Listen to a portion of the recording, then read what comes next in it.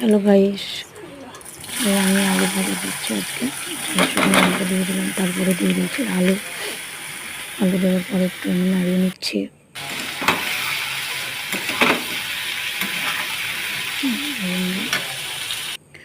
তারপরে দিয়ে দিলাম হলুদ গুঁড়ো। হলুদ গুঁড়ো দেওয়ার পরে একটু নাড়িয়ে নিলাম।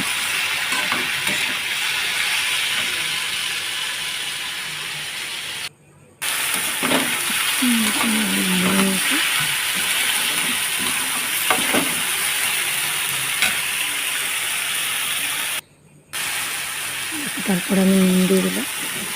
নুন দেওয়ার পরে আমি আরেকবার নাড়িয়ে নিলাম।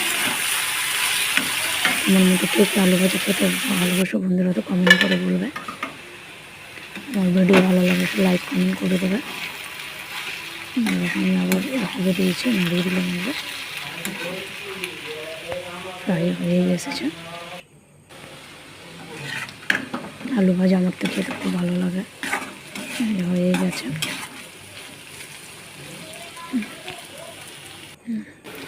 কতটা আলু ভাজা দেখো, ভেজে আমি অল্প হয়ে গেল।